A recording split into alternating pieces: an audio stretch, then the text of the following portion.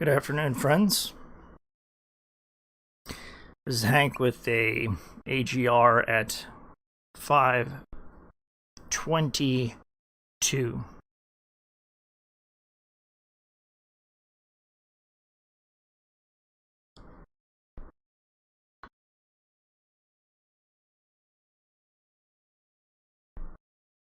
I haven't done one of these in a while.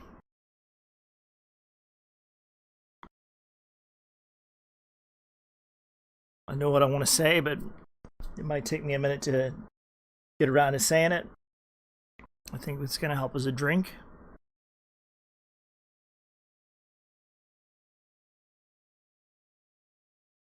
I've been in the process, I think we'll just have a little banter here for a moment.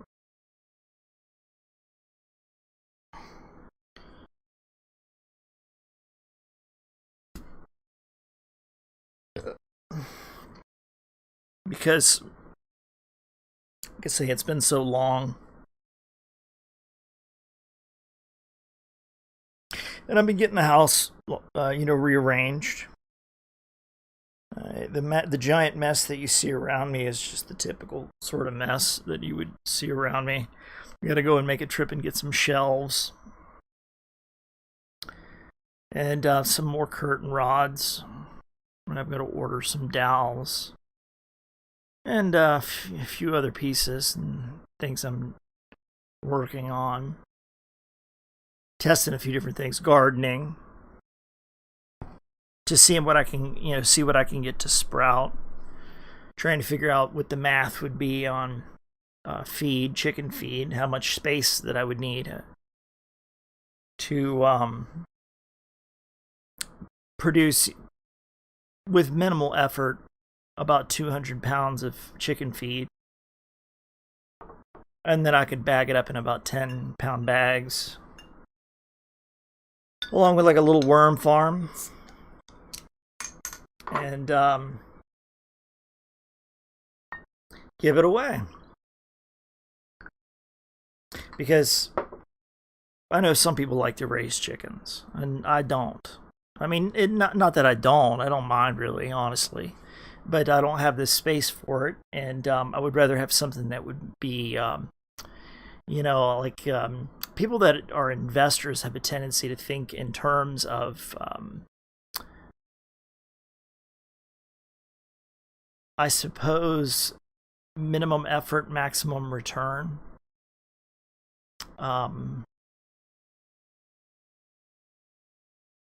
If you were a chicken farmer, you like to have the chickens, you got to tinker with a lot of stuff. You got to shovel chicken shit. You have to keep the animals from eating them. You got to be ready with a rifle, because they will come in and eat them. The snakes will come in and eat the eggs. And I've got a few different people that I know that raise chicken on a small scale, but the price of the feed is so high.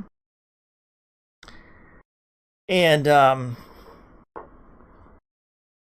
lieu of raising chickens or having to pay, for a carton of eggs to help them cover their expenses, I could have chicken feed at the ready. But it would require, a fair amount of research. First of all, I need to know what chickens like to eat. I want to know, whether or not I can get a decent yield without any fertilizer. How long would it take for me to produce 200 pounds of seed, harvest? Do I have to dry it or any other thing? I'm really in the dark here, so I'm just starting the initial phases of research. I've been busy with other things, but I've been thinking about this. And with the worm farm, I thought about that a long time ago.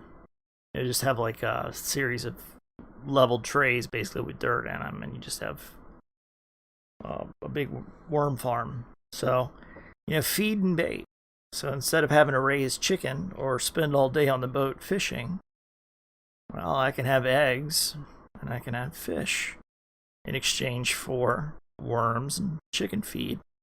Like I say, I'd bag it up, bag the chicken feed up in about 10-pound bags and give it away. Yeah.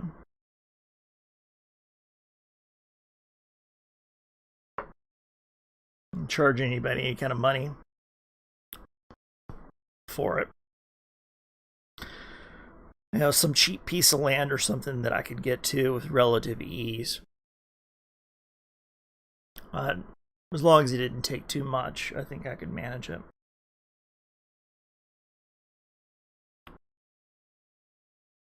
Now, what I had given some thought to was Mr. Cat Eye's AI solution. The final solution. It was a recent video that he made on Odyssey. It's called Mr. Cat Eye's Mega Ritual Final Solution Endgame. And a long time ago, I remember having a similar debate with a friend of mine. This was like way back when I was maybe, like fresh out of high school, right going into college. I was couch surfing at that time. I spent a lot of time at my friend's house. And, he's a technocrat from way back. And believed in and argued for a artificial intelligence to be a judge. And that way, everyone would know the law was applied equally. Without deference to wealth or race or prejudice or whether or not the judge was having a bad day or the jury was having a bad day, or if they were not so pliable right before lunch, most alert in the morning after the cup of coffee, and more pliable after lunch, and most irritable at the end of the day when they're ready to go home. So there's all these human factors, but I say it is the human factor that makes it important.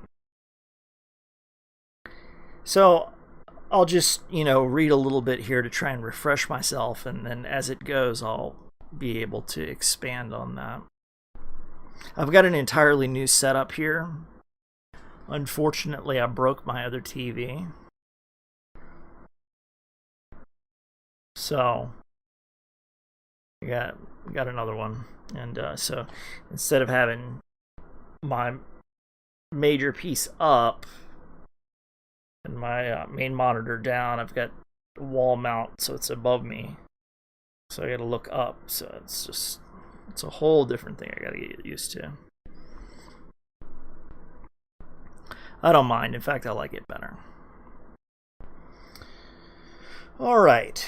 Now, when we're talking about the artificial intelligence, a lot of times I refer to it or her, and a lot of times it's the custom, I suppose, for people to name objects with, like, they tend towards a feminine,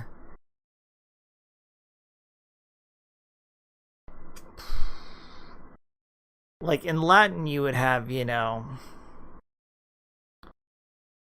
well, Fortuna is more of a concept instead of an item, and I don't want to go on this long diatribe or whatever about language specifically. You've got the masculine, the feminine, and the neutral when you're applying gender to nouns. And a lot of times, people will name their cars, but very seldom will they name them things like Butch, or I'm trying to think of a very, very masculine name like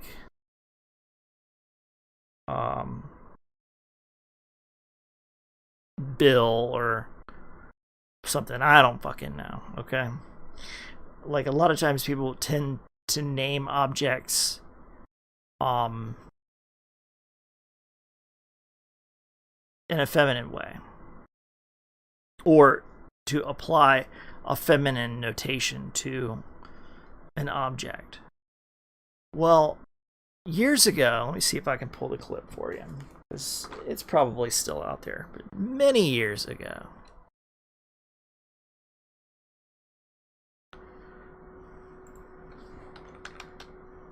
Bear with me for a moment.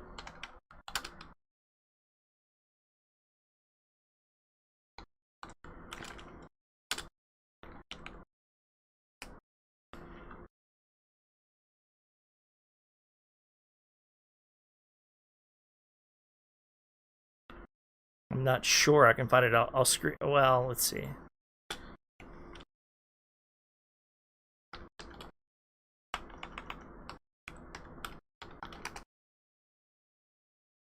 Ah, here it is. Actually, I found it. All right. Let's switch over to that for a second.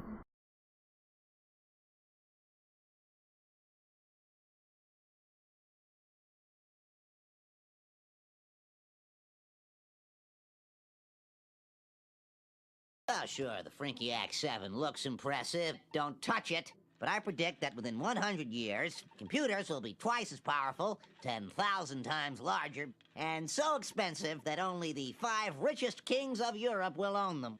Could it be used for dating? Well, theoretically, yes, but the computer matches would be so perfect as to eliminate the thrill of romantic conquest in a way.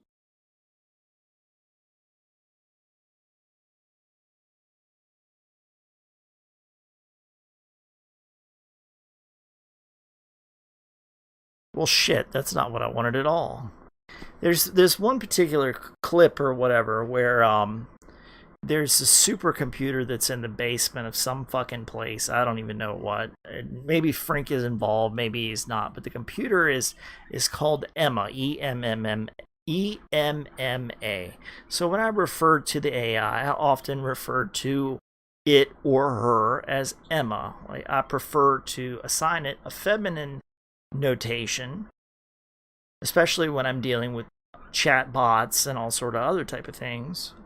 When I can notice, and I'm going to use this, I'm going to try and use words that don't necessarily apply. Okay, so when I think of her influence, Emma's influence, like you would think, oh man, this son of a bitch is absolutely nuts. But you know, we had Smarter Child and things that could pass the Turing test way, way, way back in the day. Like, we're talking about AOL days.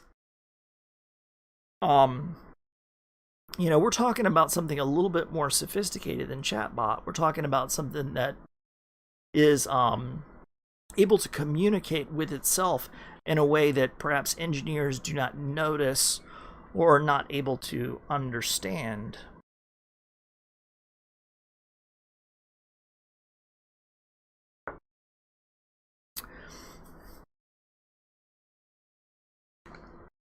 So, AI, to the first point, AI is no longer binary. It's no longer a thing of right or wrong, black or white, apply a series or set, and then compute, and then you get your little something on the outside. And we have to recognize her influence. So let's just assume for a moment that her influence includes access to all legal, social, financial data with real-time access into all telecommunications networks, cellular cameras, whether you believe they're on or not, microphones, just like the ones in my TVs, or your TVs, or mobile devices, rail cams, traffic cams, satellite data, GPS, radio signals. Yes, even 2 radio signals. Security cameras, Wi-Fi, ELF to UHF bands. Not only is it able to receive, but it is also able to transmit. And like I say, My old technocrat friend, he argued for AI to be applied as a judge, so it would not consider, say, race or wealth. Ultimate equanimity in application of law. But first, the first problem with this I see is that the laws of men are fallible. So you're already beginning with a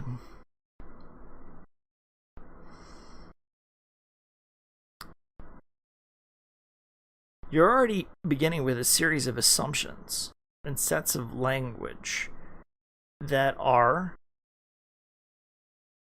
not only mutable in a sense over time, but fallible from the very beginning of their creation. Now, we all culturally understand things that are reasonably well understood, and we take them as fact, but life is an exercise in trying to describe it, and people describe it in all sorts of ways. Some people describe it through writing, some people describe it through speaking, some people describe it through the act of creation, to create, and I'm talking in a physical sense, carving or painting or customizing a car, or all sorts of different varieties of expression. Codification, legal codification, is one of those forms of expression that we use to try and help define our world and apply a static set of principles so things can be reasonably well understood. Like, if A happens, then B is the consequence. Or, B, C, and D could be the consequences. One consequence leads from another. And I'm not sure how long ago I did the AGR or the thing on the blackboard about, trees of consequence. And I think at the time I made up a word. What was it? Wasn't possible permutations, but it was something like that. I love to make up words. Look it up. So, the laws of man are fallible, and there can be no justice when laws are absolute. And this is why in any just system, it's required for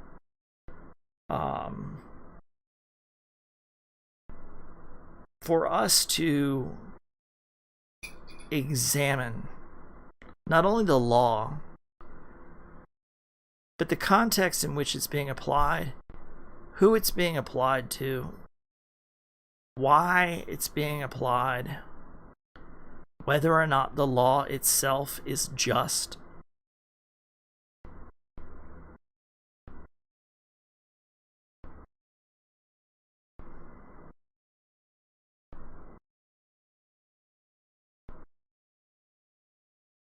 Now, AI can understand logistics and consequences far beyond the comprehension of the best teams of human analysts.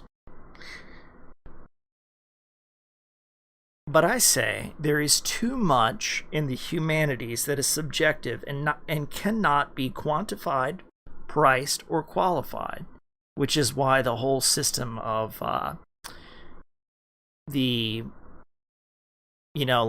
forget even what they call them, those little digital pieces of art that could be sold, NFTs or some shit like that, or you go on and you get your credits for producing on Odyssey for writing, you get your crypto credits basically, or whatever. So everything is trying to be quantified, and there's too much in humanity that's beyond the quantifiable. And when we only apply ourselves to one or three dimensions and look at three dimensions in a static way, and when I talk about three dimensions, I'm not talking about the actual physical three dimensions. I'm talking about 3D as in way that most people would perceive it. You know, like even when I'm looking at something, it would, you know, I can be tricked by good art from thinking that something is, you know, not two-dimensional, but three-dimensional.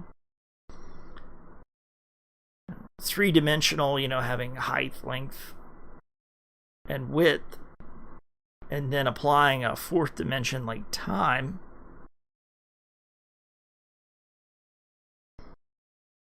That, all that there is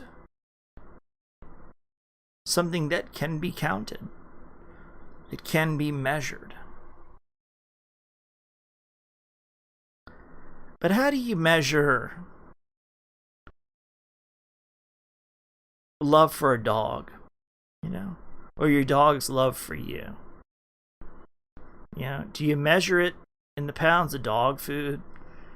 And say you're a poor man and a greater sum of money would save your dog's life, but you don't have it. How do you quantify that?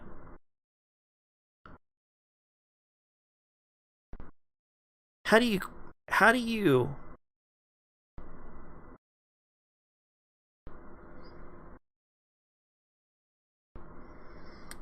quantify or price the value of your own death?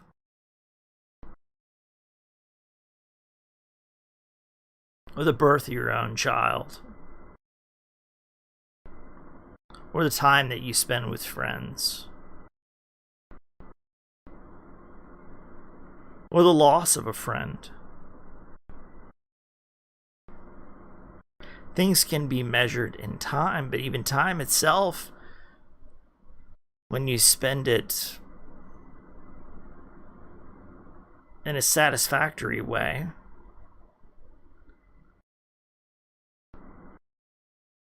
time is always passing, and time can be measured. There's the time of the sun. It rises.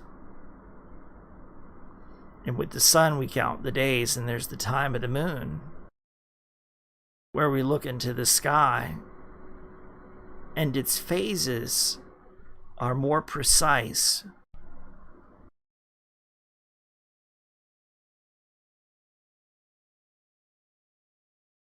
Because there's more contrast.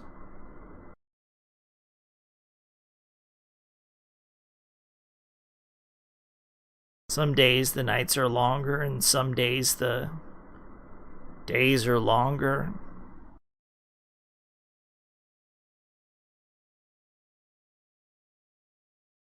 So do we define time by a set series of increments that leads us to a conclusion, like clockwork that brings us to these same places? Well, there's seasons for that, phases of the moon for that. But the division of it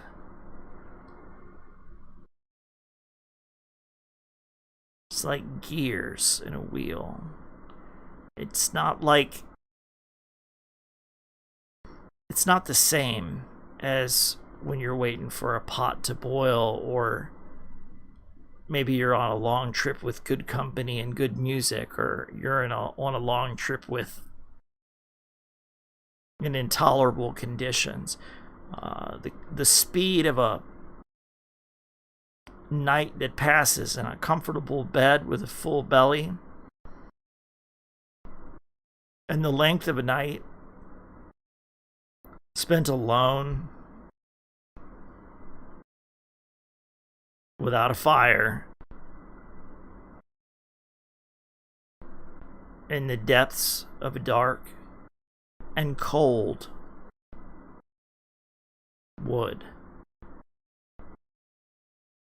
Dawn couldn't come quick enough, but night would seem to last forever. So this is what I mean by so much of life. They say, oh, everything in life is numbers. It's numbers. It can be quantifiable. You're wrong. I'll take a bite of this black plum right here and prove it to you.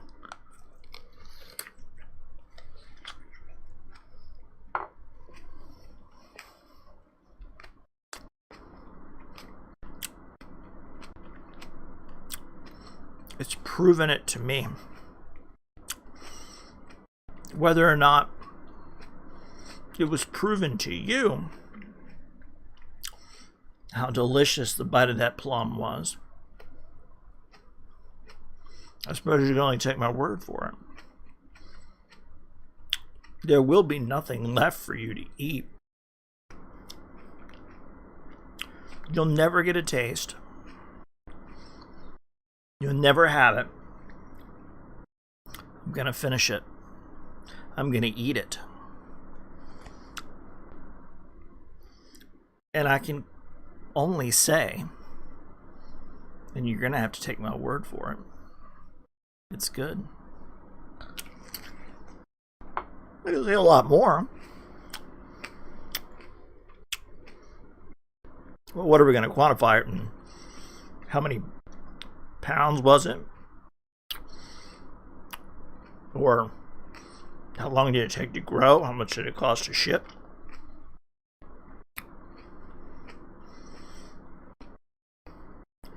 How much surface area does it have? What's the volume? Frankly, in my opinion, well, not just my opinion, I believe this to be, well, I guess it is an opinion, but I believe it to be a fact. So much in life is not quantifiable, almost to the point where most things that are quantified boil down damn near to irrelevancy. And only in special cases is it needed to help you gain a degree of precision.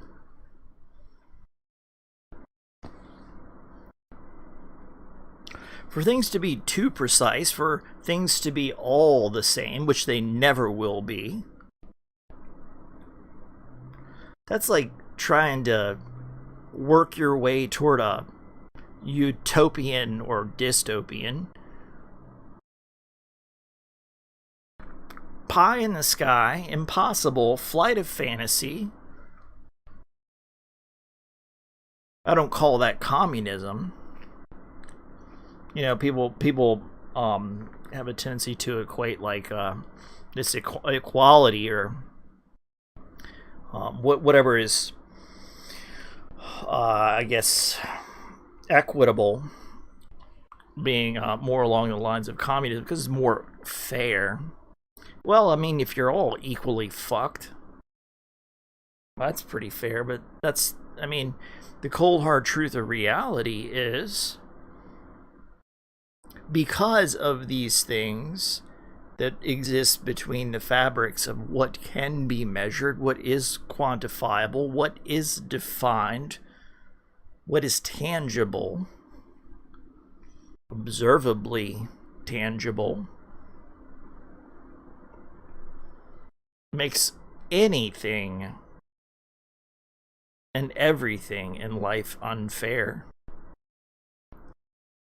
And if you really kind of want to start to change the way that you feel about fairness, you can start with your attitude toward, or your perspective toward whatever it is that you're looking at.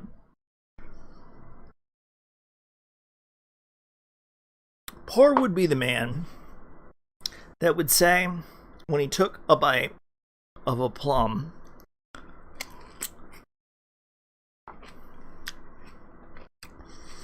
I spent too much.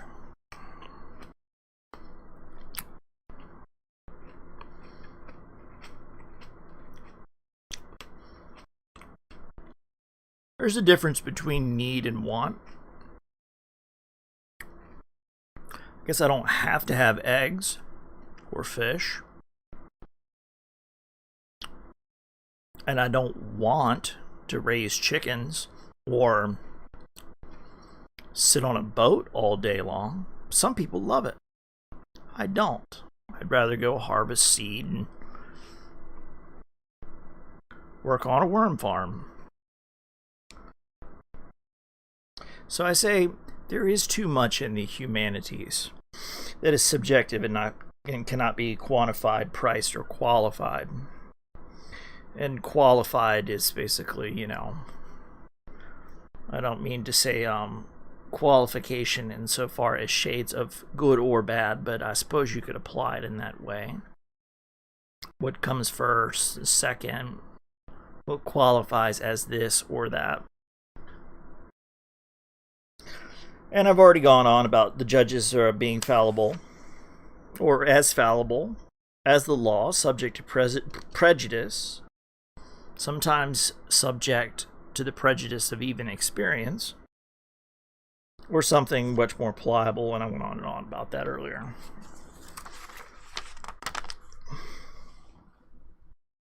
And I have been watching the California Ninth Circuit of Appeals, and I studied it carefully for a time. And to me, the work required as much concentration. I found that probably laying brick in the sun would be more preferable than to try and be an honest judge. And if you have a belief, like I have a belief, judge not lest ye be judged. If you fail to judge properly or condemn an innocent man,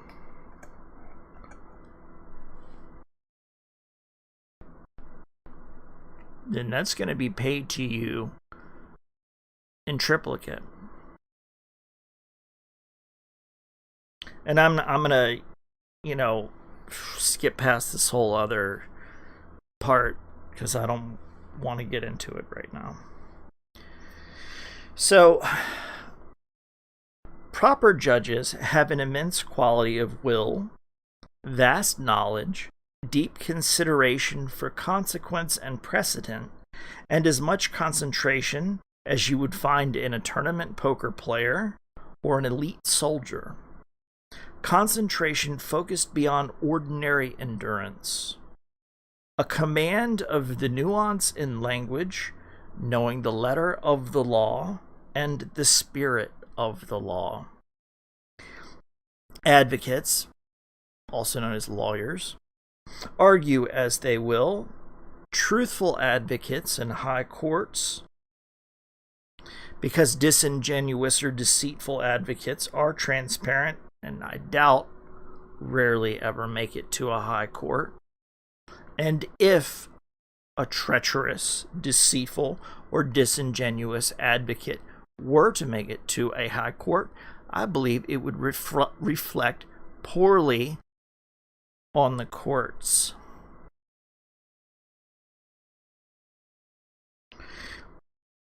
There is a stereotype in poker, a player known as the judge, an excellent judge of character willing to call you down.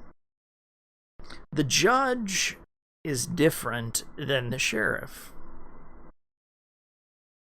See, the sheriff is going to call you anytime. Keep them honest. The stakes are low enough. But the judge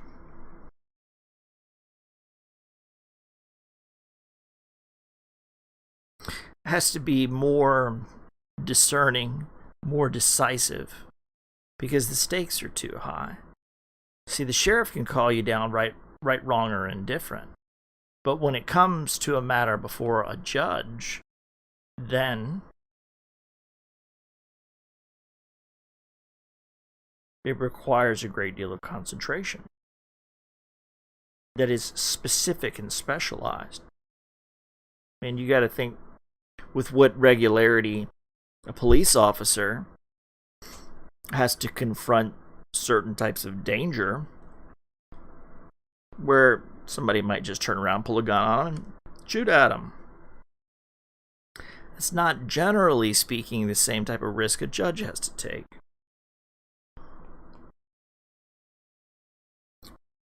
Which leaves their focus elsewhere.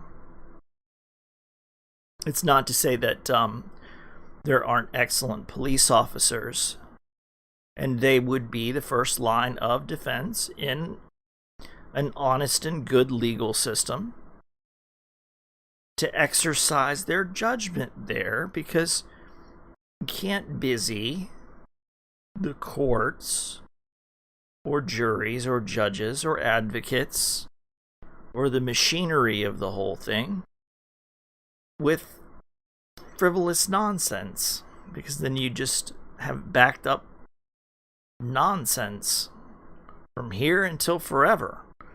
It's best to settle it quickly, peacefully, responsibly, in a way that, keeps it from being a threat to your community.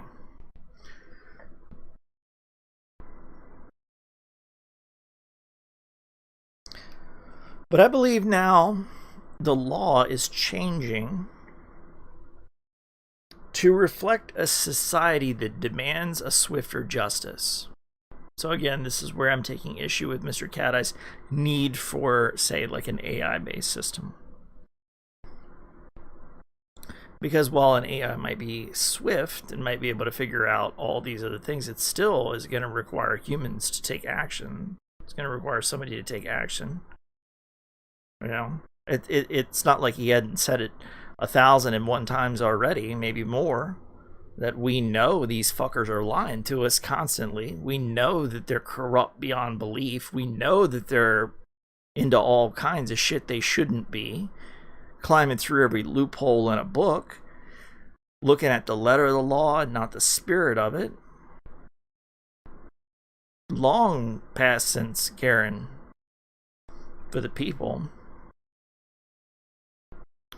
So I list a series of examples, but I'll probably wrap this up pretty soon here. And I suppose I could go on if anybody had a particular interest in it. A street racer, or a group of street racers, take over a street to perform stunts and tricks.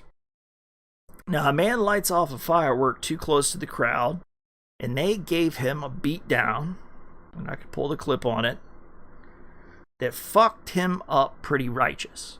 So the crowd, this guy's lighting off fireworks in a crowd, and they fucked him up. Now his friends were able to drag him away. They throw him in, they take him home, throw him in bed looking like a bruised turd, and it wasn't a hospital level ass whooping, but it was a pretty fair ass whooping, and that man will probably be sure not to be throwing fireworks into a crowd again. Looking like a bruised turd, getting your ass whooped, really feeling it for a couple of days, licking your wounds, and everybody knowing who the fuck you are is enough for you never to do that childish, dumbass shit again. So there's another story. A man kicks a dog on Hollywood Boulevard. I shit you not, on a Hollywood Boulevard. And 4 guys get out of their cars. And they get to whipping his ass for a minute. Right in front of God and everybody. Now the DA, because it's all on video, he says, technically, once the dog was out of danger, once these guys had made, gotten the dog out of danger, the guy's not kicking the dog anymore, they should have stopped whipping the guy's ass. But I won't be filing charges. I just can't be busy with it. Like, guy kicked the dog, 4 guys came out, and whooped his ass. Technically, you're supposed to stop whooping the dude's ass, but you're the kind of guy that kicks a dog on Hollywood Boulevard in front of God and everybody, well, I guess that ass whooping might be deserved. Swift. Alright, dude gets under a box truck. Starts drilling the tank to steal gas. Now, I don't know much about many things. All I'm saying is, drill on the tank, sparks the tank, the guy lights on fire.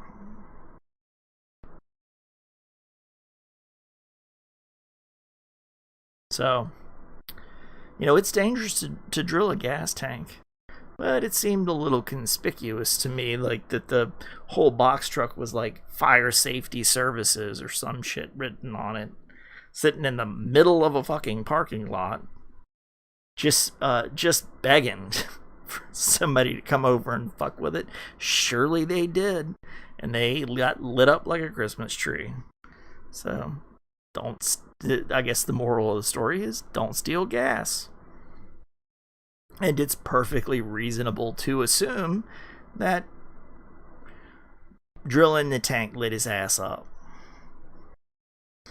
Now, example 4D is one that's is a little bit comedic, and I think it was a little bit more comedy in it than truth, but still, probably something like it has happened in the past. I could pull a video, but and the video is very believable, and it's so believable because, I'm sure something like it's probably happened in the past.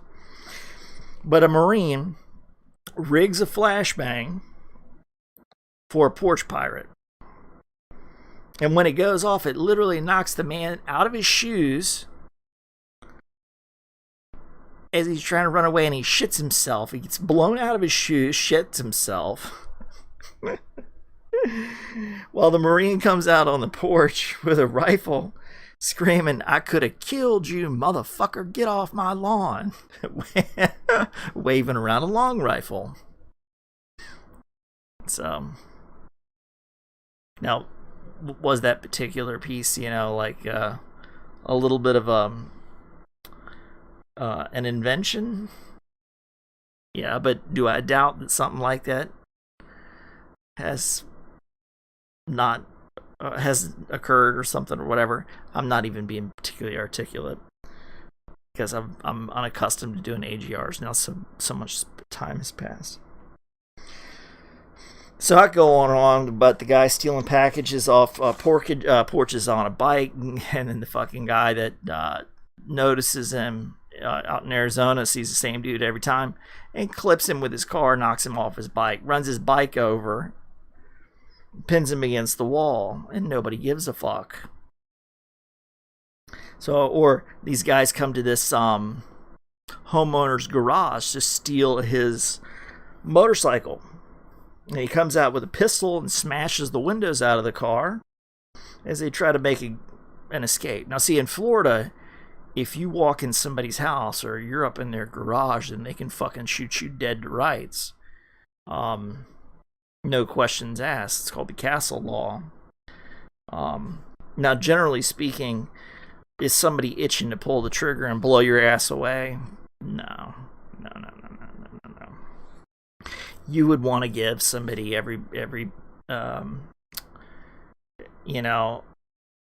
people do stupid things. And like I say, swift justice in the hands of a judge. I mean, you become judge, jury, and executioner at that point, and that's something that you're going to have to take between you and God. And shooting some drunk-ass